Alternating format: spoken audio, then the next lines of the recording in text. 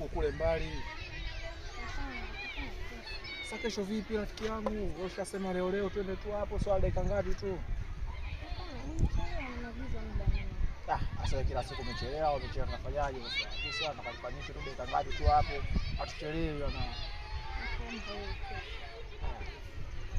Sasa kila siku hadi azishi, kila siku kesho.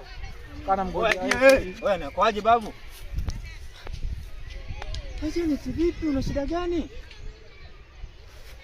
Wewe somiaga tu asubuhi unaenda unapeleka hivi vitu. Huko unafanya nini? Huyu tena ni nani? Yaani huyu ni nani anakuzuulisha huko kutoka asubuhi mpaka saa 6 saa ngapi? Ueleweke na shida gani? Vipi mdogo wangu? Kwani vipi una mapepo?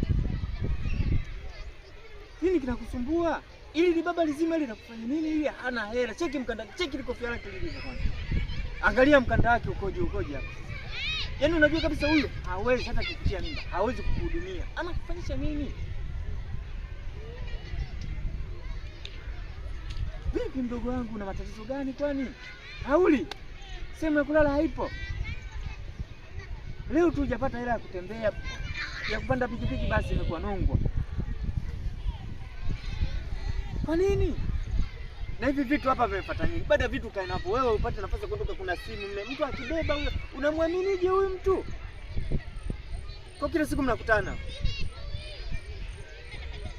Hebu chukua vitu vyako ondoke baba. Wewe ni baba lizima, una shida gani? Una shida gani? Ndugu yangu mimi sikujua ndugu yangu. Sikujua nini? Yule si mdogo wako kabisa. Mimi sikujua kama mdogo wako ndugu yangu. Samehe bure. Mdogo wa mwenzio na wewe mdogo wako. Sasa kitu gani kinakufanya yule mzungulishe kwenye mapoli? Nataka kumfanya nini? Akipata mimba utamtunza yule? Au ni nyinyi mnatia watu mimba hapo mnakimbia? Sitorudia ndugu yangu, samehe. Cheki likofia lake lile. Mtu mwenyewe kabisa unashindwa hata kujimudu. Unakaa na mtoto wa mtu. Ukikamatwa ufungo na lalamika.